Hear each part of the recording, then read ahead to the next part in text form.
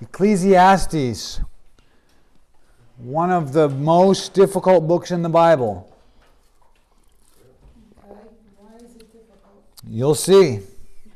Today we're going to focus on trying to understand the problem of it. So let's just dive right in. Let's see. Nancy, could you read verses 1 through 4? That's on the notes on page 1 on the left. The words of the teacher, son of David, king in Jerusalem. Meaningless, meaningless, says the teacher, utterly meaningless. Everything is meaningless. What do people gain from all their labors at which they toil under the sun? Generations come and generations go, but the earth remains forever. Okay, question number 1 is, who is the teacher? Not Solomon. Solomon, correct. Question number 2. Who wrote chapter 1, verse 1? Solomon. Words of the teacher, son of David, king of Jerusalem. Solomon, right? It's talking about Solomon. Could be an introduction. Let's look at the little sheet of high school paper that I put below that. Let's see. Nancy, could you also read that, the little top half? It's cut off, but just that little beginning bit. Words of Abraham Lincoln, the 16th president, 7 years ago. Okay. I sort of know it. Want me to say it? No, you don't have to say it. I read it a lot this week. I bet you did. Do you see what's going on in that paper? The words of Abraham Lincoln, the 16th president, 7 years ago. Now, who wrote 7 years ago, our fathers brought forth in this? Who wrote that? Who said that? Abraham Lincoln. Who wrote or said the words of Abraham Lincoln, the 16th president? I did. I wrote that. No, you weren't there then. I was going to say something. No, I wrote this. I wrote this top part. The words of Abraham Lincoln, the 16th president. I wrote that. Then Lincoln's words start at 7 years ago. But it makes sense though, right? I could put that on a high school paper.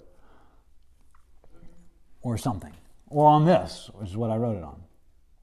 Everybody seeing that? How my words end after that colon and Lincoln's words begin. So that's what we have here. Someone, the author of the book, wrote the words of the teacher, the son of David, king in Jerusalem. All right? You're with me so far? Yeah. It only gets more complicated from here. Okay. So the answer to who wrote that is the author, who is anonymous. The author of the book. Most of the books of the Bible, well, not most, but many of the books of the Bible are anonymous.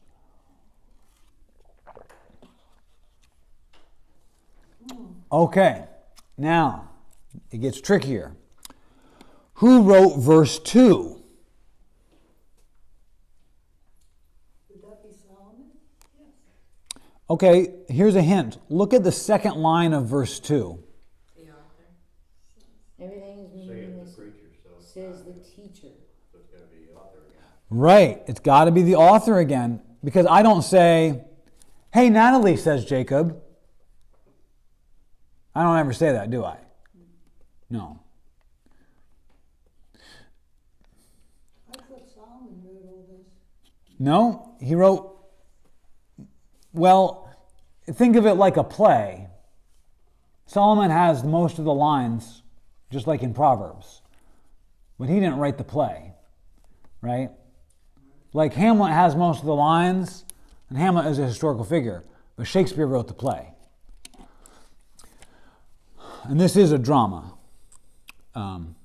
which is mostly soliloquies. Okay, let's look at the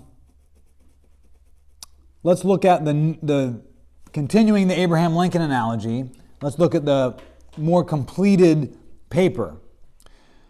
Okay, so the words of Abraham Lincoln, the 16th president, whoever's writing this paper for high school or whatever, he wrote that.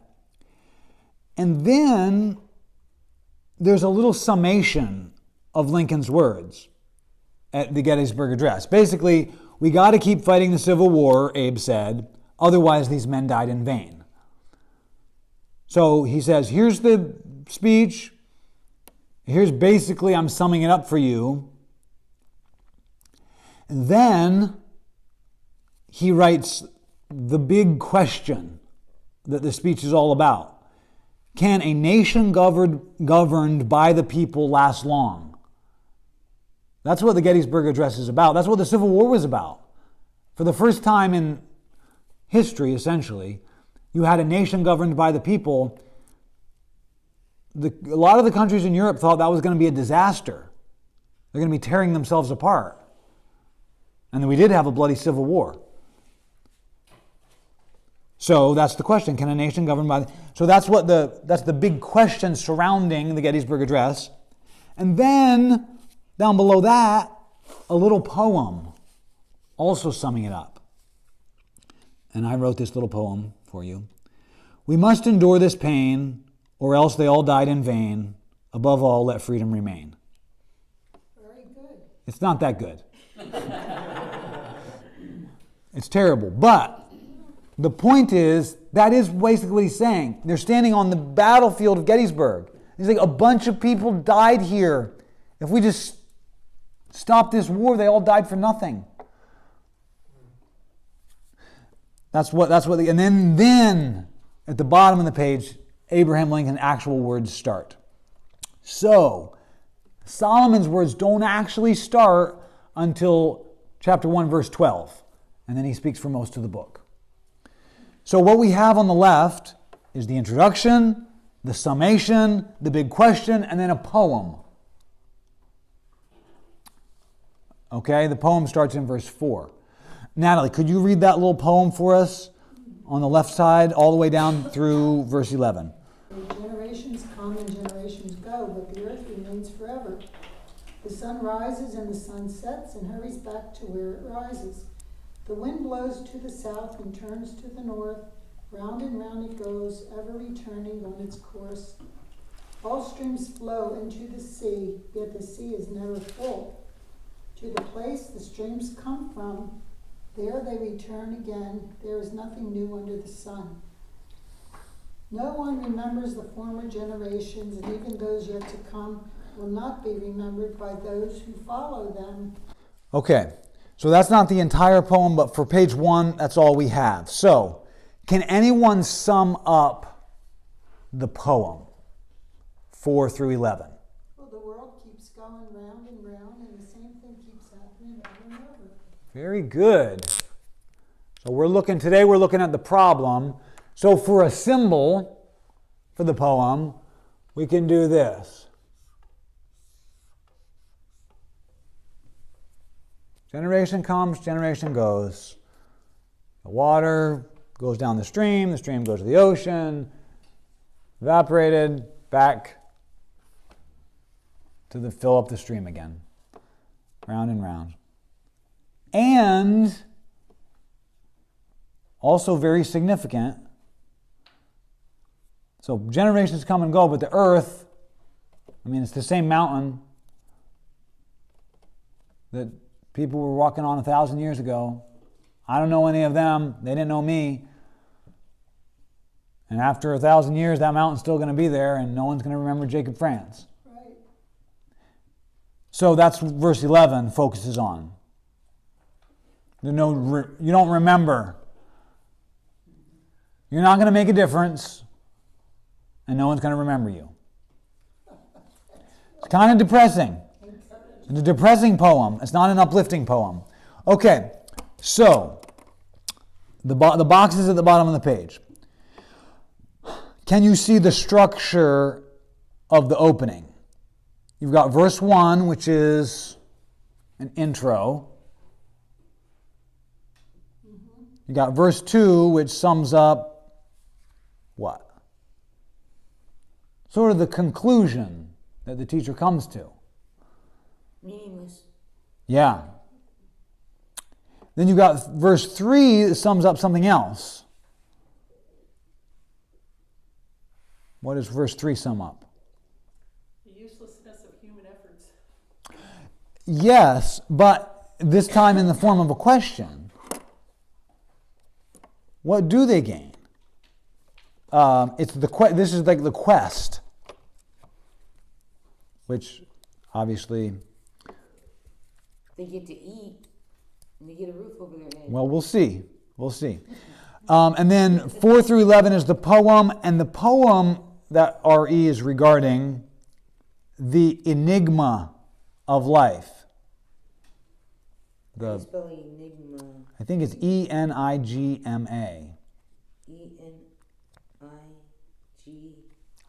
I think. Yeah, you're right. N-A? Yes. M-A. M-A. Enigma. It's like a puzzle, like a paradox.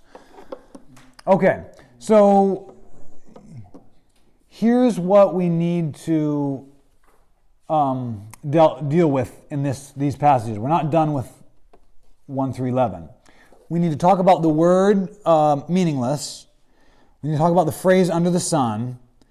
And we need to talk about the poem, which is essentially just, you're not going to make a difference and no one's going to remember you.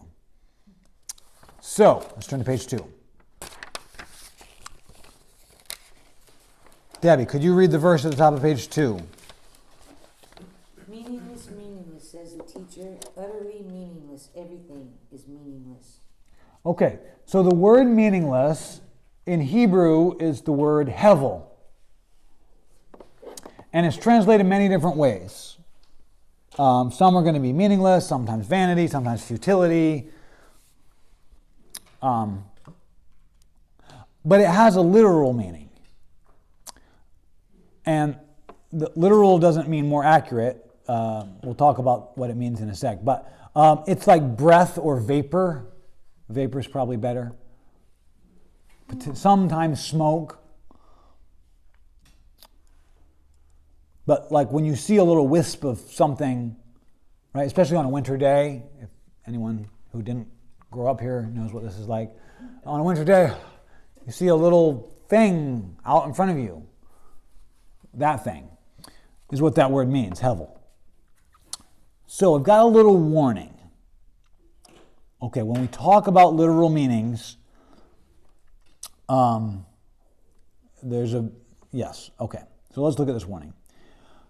Remember that a word has a precise meaning in context. And then I accidentally left explained context in there. That was supposed to be just for me. But what is context? What does that mean? The whole picture. Yeah, what's around it. Okay, so like if I say, how you doing, Debbie? If I just take hiya or doing, it's out of context. Okay, you take out the words around it. So, in context, in a sentence, in use, each word has a precise meaning. And knowing the literal meaning of the word doesn't necessarily make that meaning any more clear. And sometimes it makes it more confusing. For example, let's see, Marty, could you read my little bold example? I guess it's Betty said this. Mm-hmm. My boss is just a jerk through and through. Okay. Now, in this sentence, what does jerk mean? He's not so nice. Not so nice. Okay, mean. Anything else? It means like a mean, rude perhaps, spiteful person. Okay, mean person. That's the contextual meaning. In context, if you just see the word jerk written down or typed out, you don't know what it means because jerk has a literal meaning. But in context, it's talking about a mean person in that sentence. What's the literal definition of jerk? Fast movement. Okay, a fast movement, good.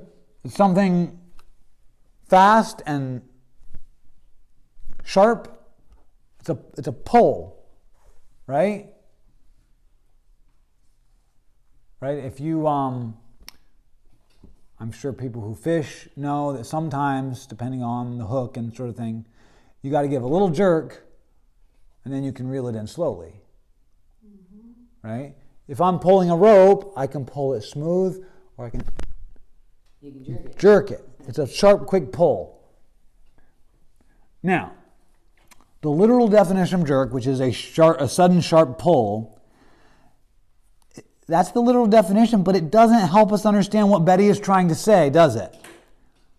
So if a non-English speaker came up and said, he heard Betty say that, and he's asking you, what did Betty mean by jerk? I don't understand that word. He's a terrible person. Right. Well, which would you say? Would you say, well, jerk means a sharp, quick pull? No, you would say jerk means a mean person. Well, we have a lot of words in our English language that have A lot two meanings. of words in every language. Yeah. That's the point. So the contextual meaning, the meaning in context, is the right meaning.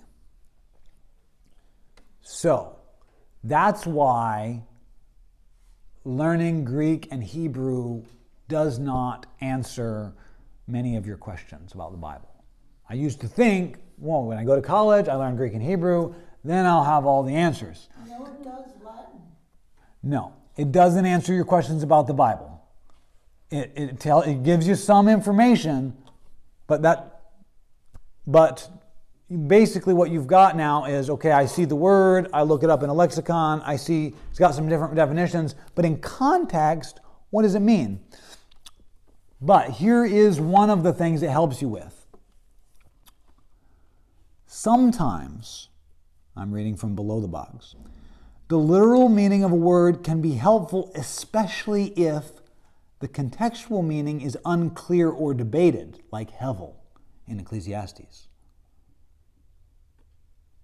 So, for example, if we didn't know what Betty meant by jerk, if there was a lot of debate about what that word means, 1,000 years ago, back in the year 2022, people used to say this word jerk. We don't know what that meant.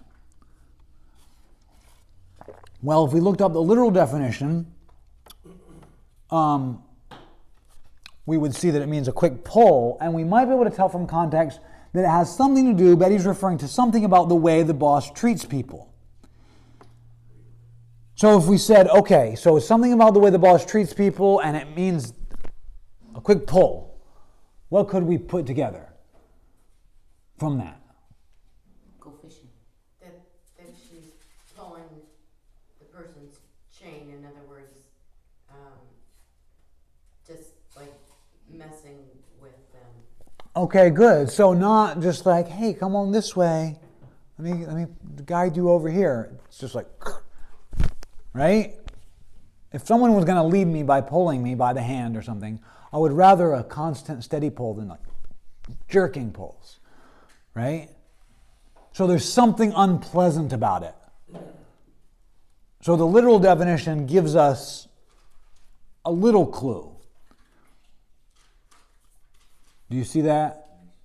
If you don't know the precise meaning of the way the person's using it. And since hevel is one of those words, we're going to have to do the best we can by some clues of context and clues of the literal definition. So, how does vapor, that definition, how does it help us? Let's see. Bev, could you read the little paragraph there starting at vapor? So how does vapor help us? A vapor is something you can see, you can tell it's there, but you're not totally sure what it is.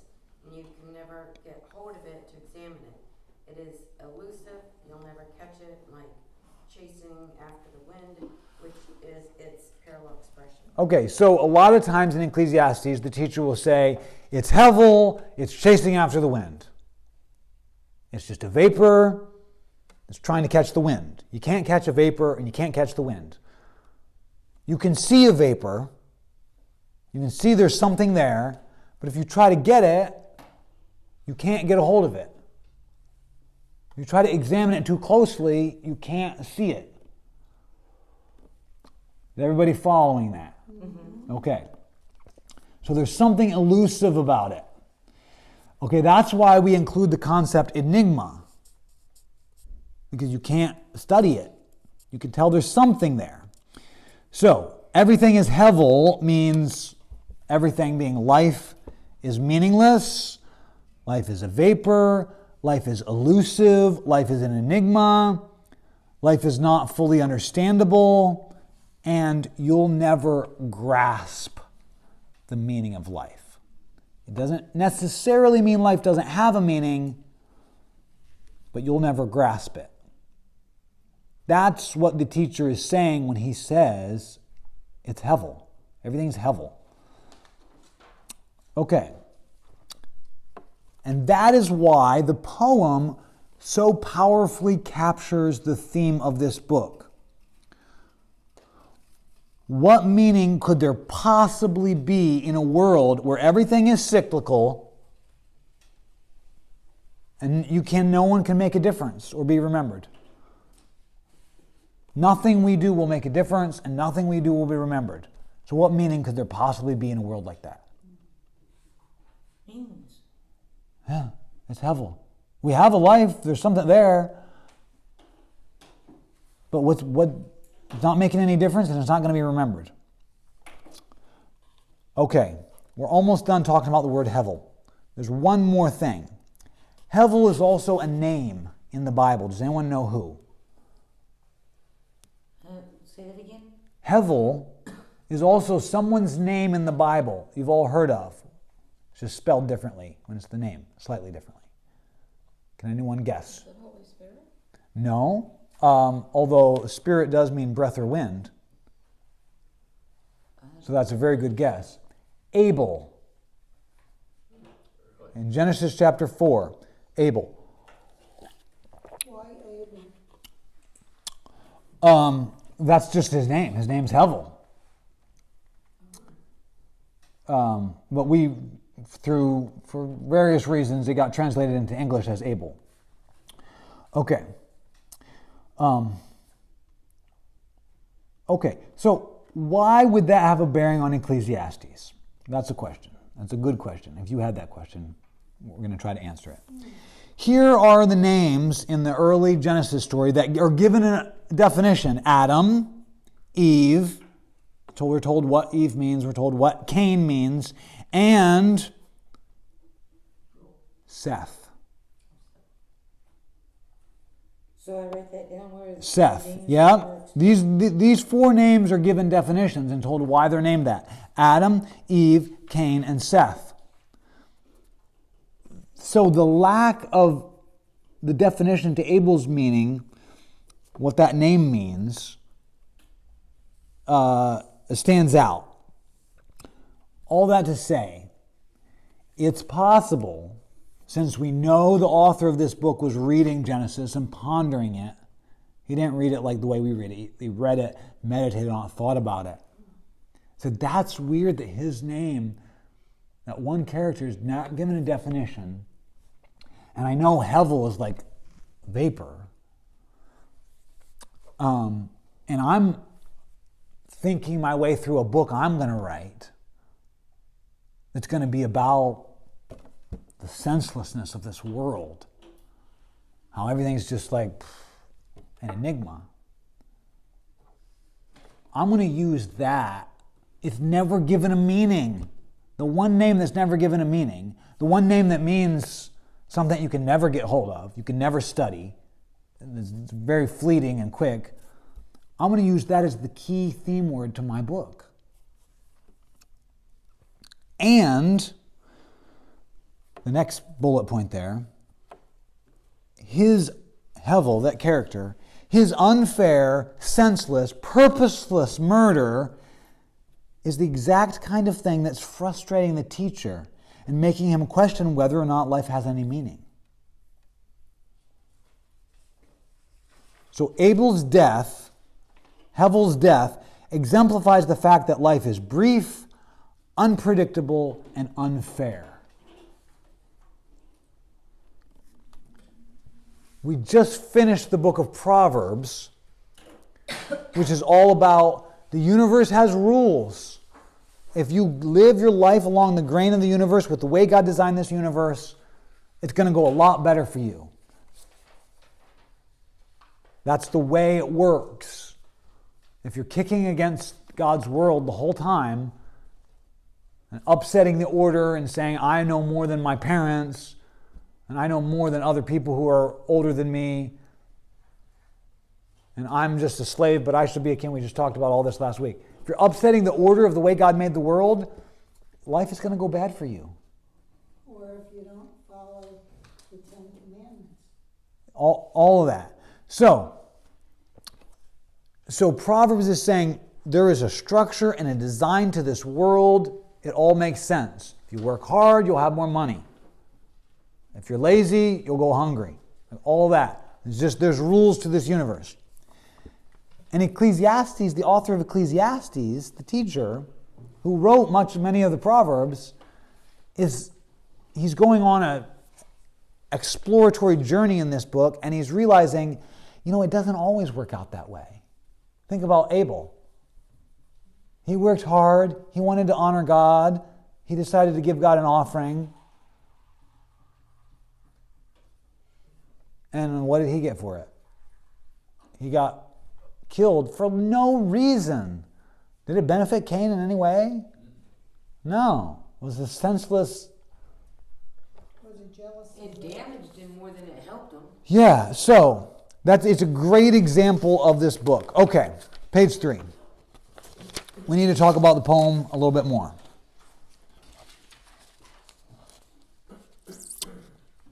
Let's see. Lynn, could you read the poem to us? This is the full and complete poem, 4 through 11. 4 through 11 goes as far as 11. Yeah. Generations come and generations go, but the earth remains forever. The sun rises and the sun sets and hurries back to where it rises. The wind blows to the south and turns to the north. Round and round it goes, ever returning on its course. All streams flow into the sea, yet the sea is never full. To the place the streams come from, there they return again. All things are wearisome, more than one can say. The eye never has enough of seeing, nor the ear its fill of hearing. What has been will be again. What has been done will be done again. There's nothing new under the sun. Is there anything of which one can say, look, this is something new? It was here already, long ago. It was here before our time. No one remembers the former generations, and even those yet to come will not be remembered by those who follow them. So kind of depressing, Yes. but the question is it true? Yeah. Let's give a vote. Yes, I think that poem is true. No, I don't think that's true. Let me see. We got a no, we got a yes. In what context? Well, let's just what do you think? True or not true? Not true. Not true. True, If we true. never remembered any generations past, then we wouldn't have any history. We wouldn't be studying the Bible if we didn't know the generations. Okay, that's a good point. Let's talk about the generation of the Jews in the 1400s. We remember Moses. We remember Miriam and Aaron, Jethro, Korah, I guess. 5 or 6 people out of at least 1 million people. Everybody else, we don't know what their names were. We don't know if they were kind to their children. We know nothing about them. Plus, there's everyone who was living, in China and Europe at that time. Well, from all the Egyptians, we know Pharaoh from that generation. That's it. And we don't even know his name.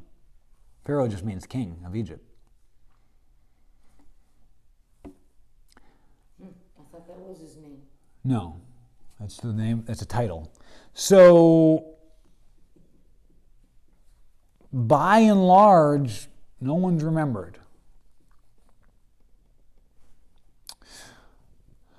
Okay. The sun rises, the sun sets, and goes back. It's a big cycle. Is anything new? Is that part true, that there's nothing new? No, there isn't.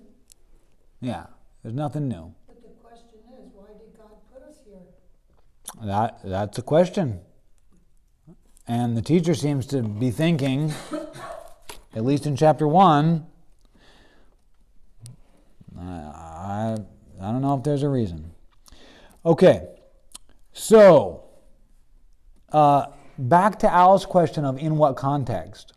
Here's the thing I think you were getting at, Al.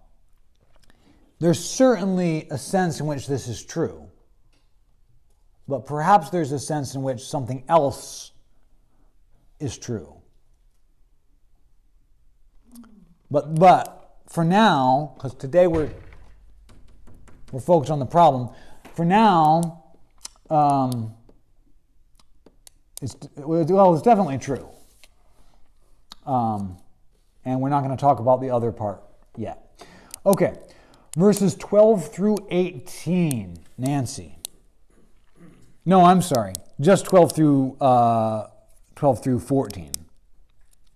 I, the teacher, was king over Israel in Jerusalem. I applied my mind to study and to explore by wisdom all that is done under the heavens. What a heavy burden God has laid on mankind. I have seen all the things that are done under the sun. All of them are meaningless. Hevel, a chasing after the wind. Okay, all of them are hevel. All of them are meaningless. So what is that saying? That part that Nancy just read. If you could sum up those words there. This is where we first see here are the actual teacher's words. I, the teacher. He's talking now. What does he say? Life is a vapor. Yeah. Good. And specifically, what part of life in this verse? Verse 14. I have seen all things that are Under the sun. that are done. Or that are done. All labor, the things you do, they're all hevel. They're all meaningless. They're all just chasing after the wind. Because it doesn't make a difference.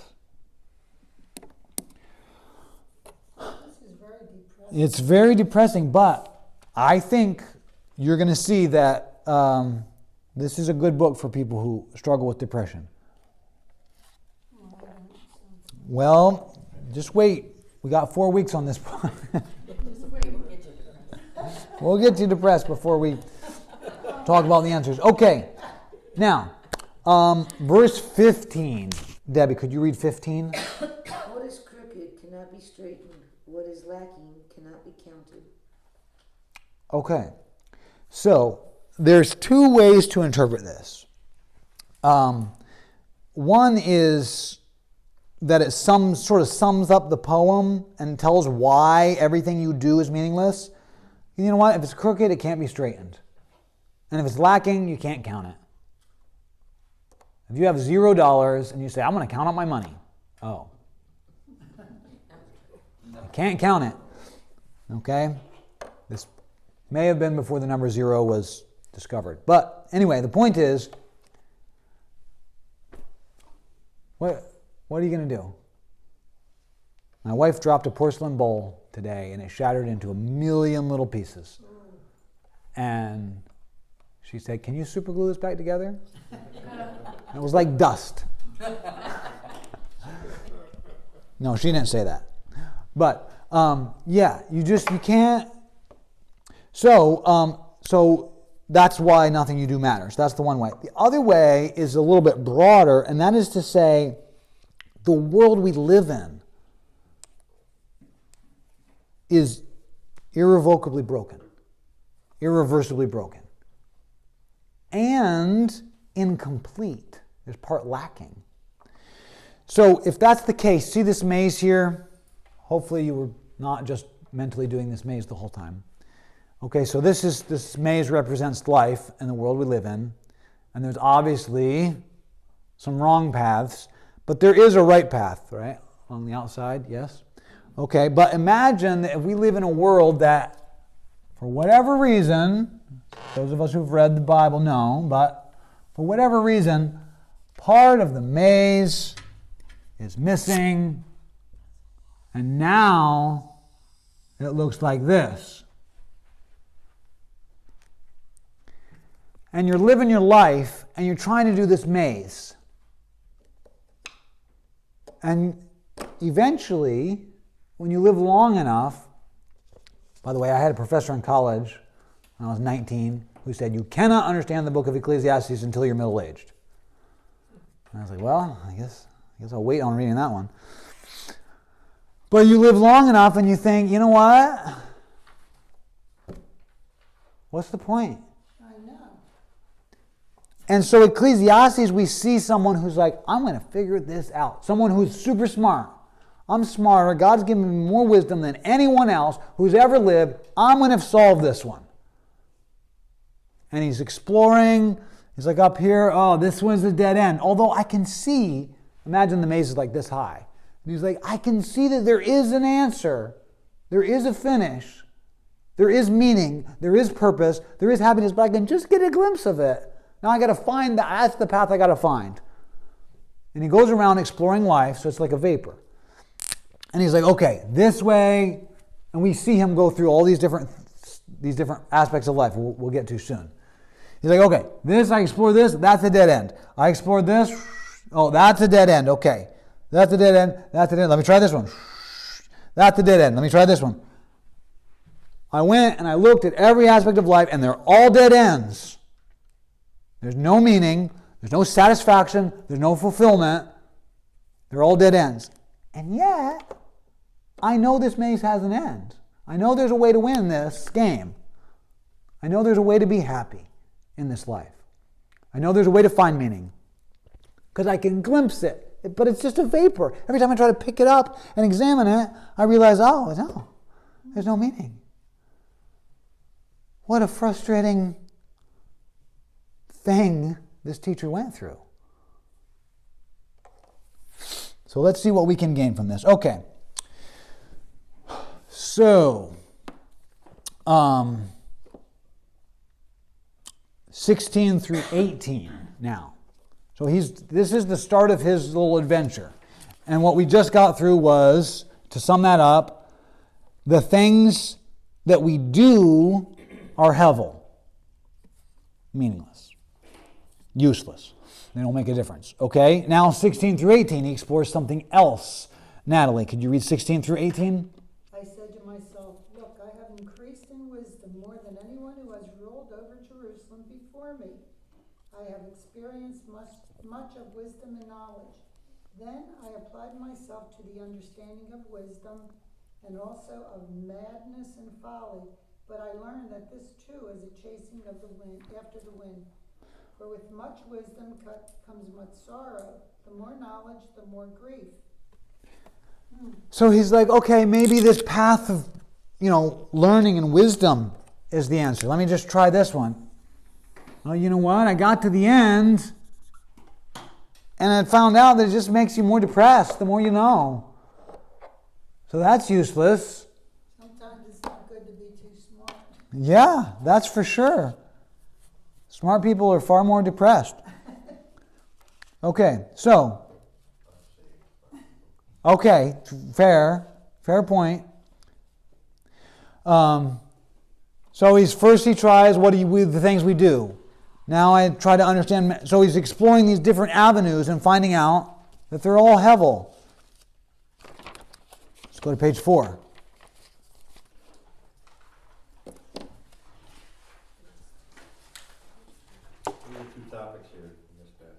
What's that? It says this under this. Oh, yeah, the things you do. It says our actions are hevel and our wisdom is hevel. Our actions and wisdom are both hevel.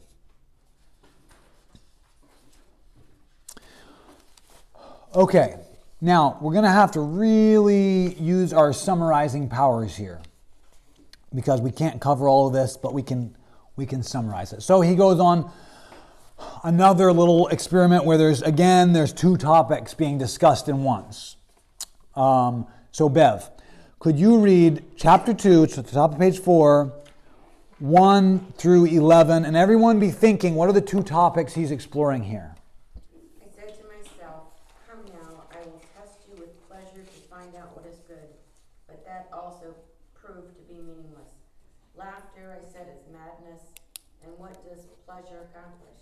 I tried cheering myself with wine and embracing folly, my mind still guiding me with wisdom. I wanted to see what was good for people to do under the heavens during the few days of their lives. I undertook great projects. I built houses for myself and planted vineyards, and made gardens and parks and planted all kinds of fruit trees in them. I made reservoirs to water groves of flourishing trees. I bought male and female slaves and had other slaves who were born in my house.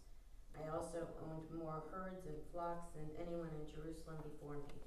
I amassed silver and gold for myself and the treasure of kings and provinces. I acquired male and female singers and a harem as well, the delights of a man's heart. I became greater by far than anyone in Jerusalem before me.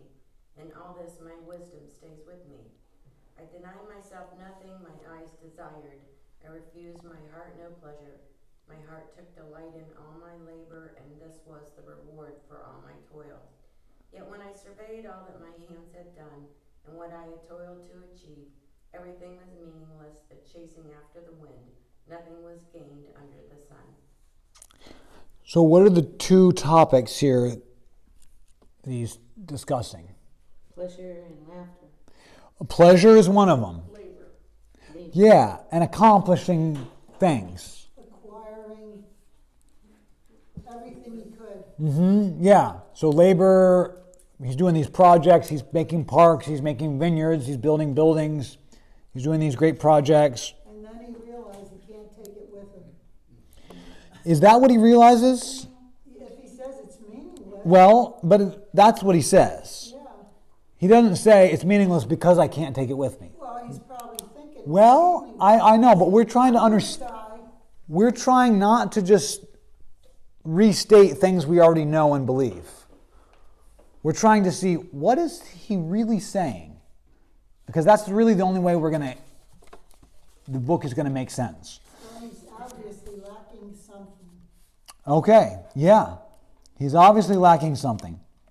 So, pleasure and accomplishments, whether that's getting money. He's got a harem. As you know, Solomon had many, many wives and concubines. A harem is basically like a second-class wife. He's got 700 of those. Okay, so they're not actually like princesses. They're not ever their children will never become king because they're just a concubine. They're just a harem. But he's got, of the actual wives, he's got 300. So, yeah, when he says, I deny myself nothing my eyes desired, he's not joking around. So he does all this stuff. And you can see that pleasure and accomplishment are related, because there is a certain pleasure in being like, yes, I want a building here and I want it to look like this. And like, there's a certain pleasure to like designing your house and having a house built the way you want it to be, right? So once that's done, yeah, everything was meaningless and chasing after the wind. Nothing was really gained. So he wasn't content. so that's why so many people that have a lot of money are not happy. That's right. Okay, so those are two more avenues, pleasure and accomplishment. Now, we're going to go to the next one. Okay. Lynn, could you read 12 through 16?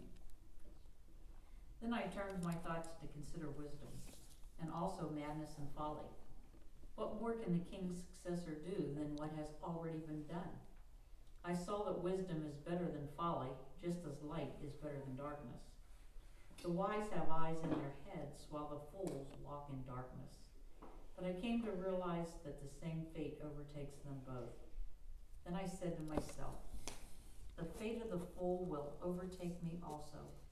What then do I gain by being wise?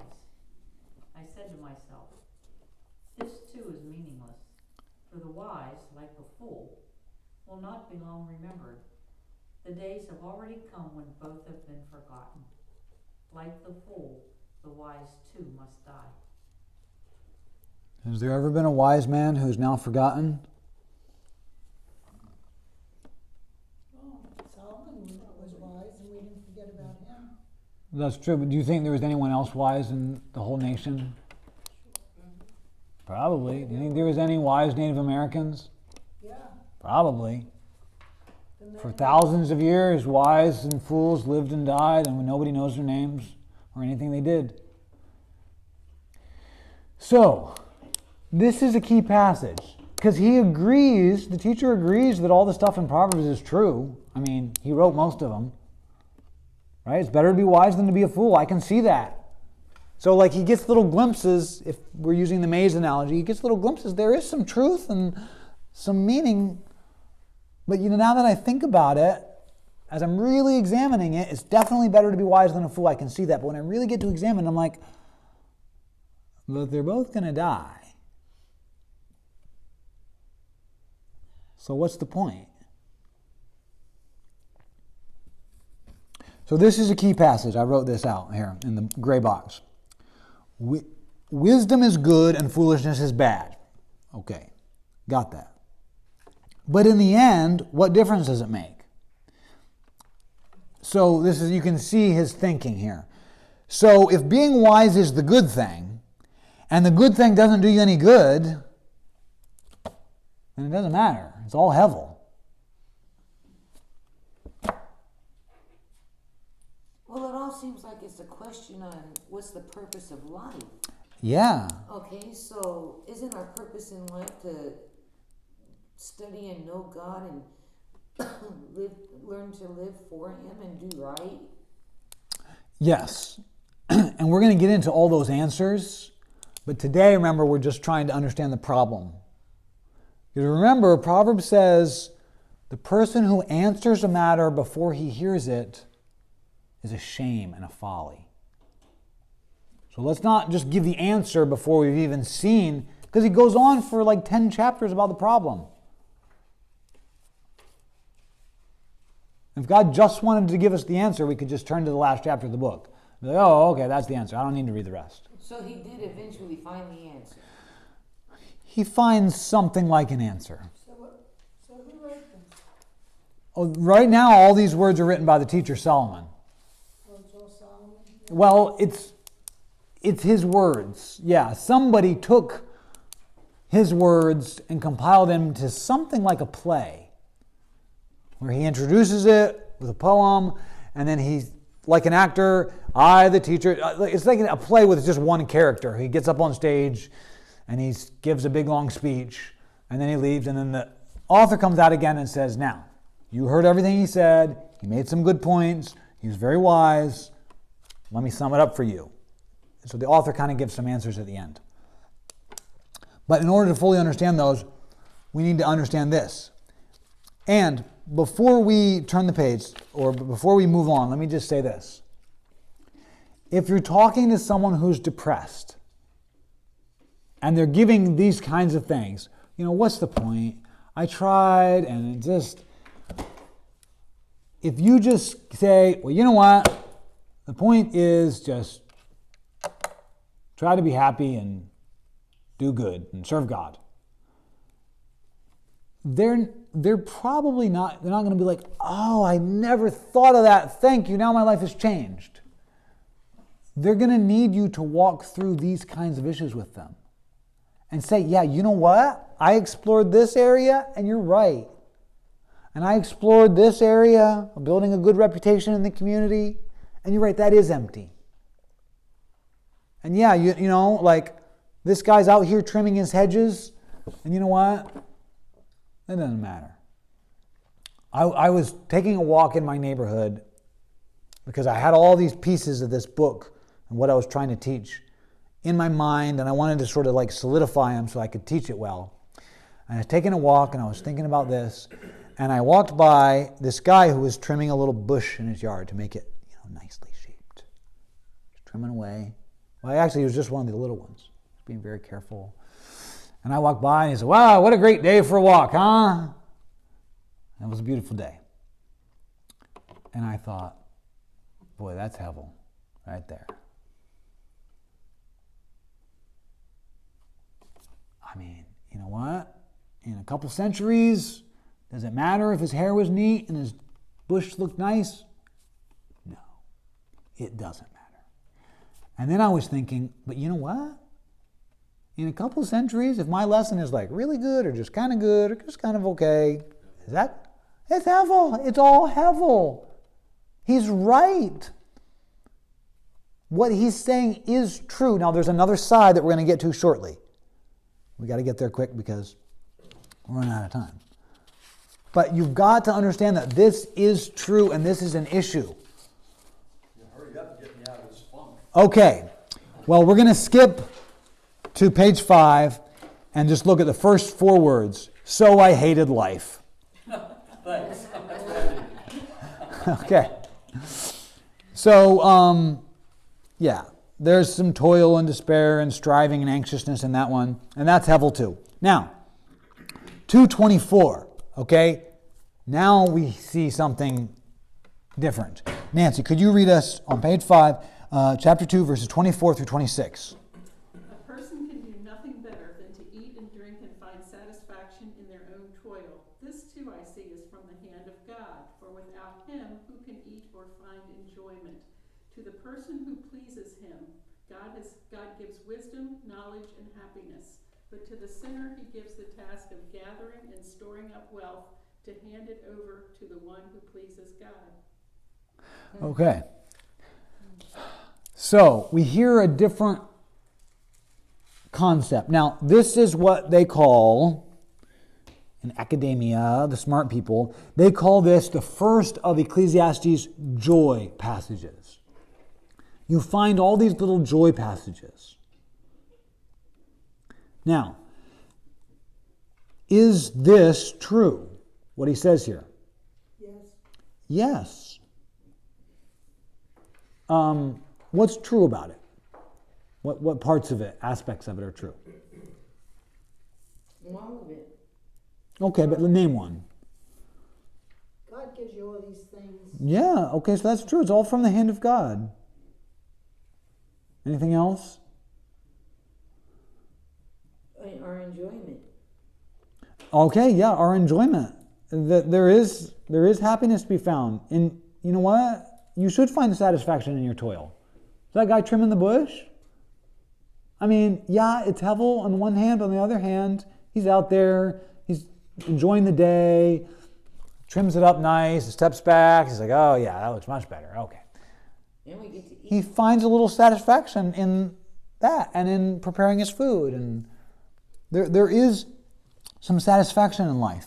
And Jacob, does this sort of hark back to 2:10, the second sentence? My heart took delight in all my labor, and this was the reward for all my toil. That's like a preview of yeah, except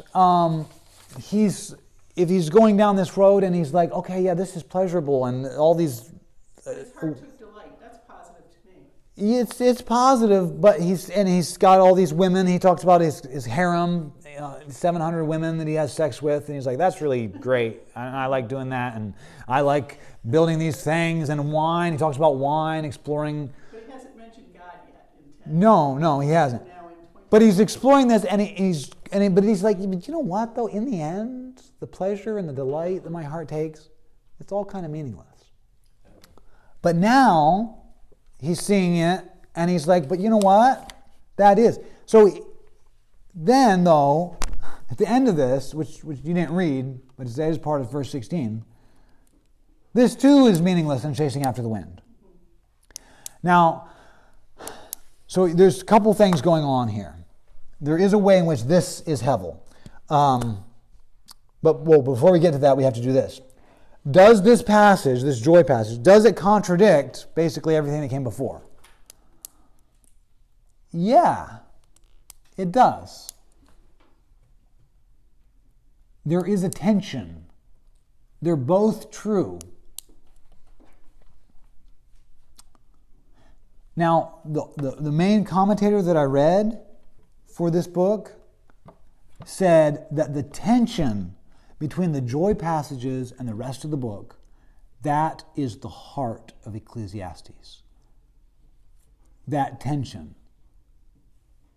That, yeah, you know what? You should find satisfaction in your accomplishments. And there is happiness, and God does bless you, and you should enjoy your life. But at the same time, though, in the back of your mind or in the other way of looking at it, at the same time, it's Hevel. There's that tension. And it keeps... This is that professor that told me this. He said, this is why you can't understand it. Because there's this and there's this. I didn't know what he was talking about when he put his hands out like that. And you just can't understand it until you're middle-aged. That's what he said. He had a PhD from Cornell, so he was pretty smart. But that's sort of the point of the book. It's not the point of the book, but that's the meat of it. That tension. Do you see what I'm saying? Do you see what the author is saying? Now, some people would say, here the author inserts this here is for you to contrast with the teacher. And some people would say the teacher's still talking. Okay, So so what we do, whether it's pleasure or whether it's not, is viewed and can be viewed up to this point as hell. as Hevel. Yes, but at the same time, God gives us all things richly to enjoy, and we should enjoy them. Exactly, I get it. Yep. But the enjoyment of them is also just, what's the point? And that's the tension. That's the tension. It doesn't ever completely get resolved, but it does get partially resolved. Okay, so how is this Hevel? Well, with my maze analogy, from over here, he's like, yeah, you should just enjoy your life. I can see that. I see people being happy and just being satisfied. But I go around and I look and I study and I look for satisfaction and meaning, and I'm not finding any of it. It's like a vapor. I can see there's something there, but if I get out my microscope, it's gone. If I try to get a hold of it, it's gone. I know there's something there, but what is it? I'll never know. I'm gonna, like, when you say there's two sides to it, that on one hand, you have to have work, and there are gonna be bad things in life, and on the other hand, there's happiness and joy and pleasure, and you have to have balance between the two. And even though we know about the evil that's going on, we can, taking it a step further, that we can find satisfaction knowing that God is in control. Yes, that's very good and very practical. However, to say, well, you just need balance, works in America. But there are people who their whole life is suffering. And to sit there beside them and say, well, you know what, you need to have some balance. Yeah, you got some hard things. You're constantly in pain and there's no medication strong enough. But on the other hand, try to find satisfaction in just the little things like trimming your hedge. I can't trim my hedge because I can't move. Well, just try to... I enjoy looking at that. Yeah. You know what? I can't... But so I'm just saying, it's what you're saying is true. And I think a lot of us here live our life sort of by that. We can kind of tell, okay, I see what he's saying, and like sometimes if I think about it too much, I get depressed about it, but I just try to not worry about that too much and just try to enjoy my life. And we're all trying to do that, juggle all these different aspects of our lives and the different truths that we're learning and all kinds of things. Plus, we haven't even gotten to Jesus yet. But what we need to establish is that the Hevel aspect, that is true. It's not like it's true half the time and this is true half the time. They're both true all the time. That's why it's so hard. So, there's what's confusing about this line here, after a joy passage, why he says it's meaningless, is because he's using it, hevel, in a slightly different way here. It's hevel because the teacher can see that it's true, and he can see that everything's pointless. In other words, what is hevel about this is that he knows both are true. So sometimes he's like, just living your life for pleasure, that's hevel. That's meaningless. But when he says, but also pleasures, are something from God, it's a gift from God. You're supposed to enjoy them. That's part of the meaning of life. It's part of the purpose. God wants us, He made a nice world for us. So what he's saying is, it's meaningless, but it also has meaning. It's hevel. I can't ever get it how they both work together. So he's using hevel slightly differently here. The hevel, the ungraspableness of it, is that he can tell it's true. But whenever he really searches it out, just like a vapor, you see a little breath in a winter day, and you're like, I see something there.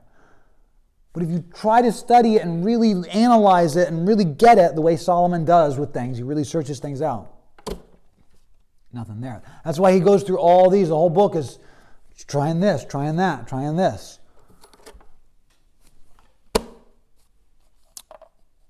Okay. So, I'm assuming there's no questions about any of that. Well, yeah, I just have a comment.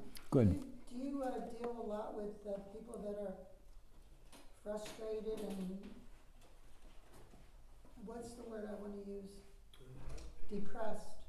Do you deal with them? Yeah, I do. There's nobody more depressing than me when my daughter was killed instantly by a teenager who was speeding and just mowed her down on the road. I was suicidal. But you know what? People came into my life.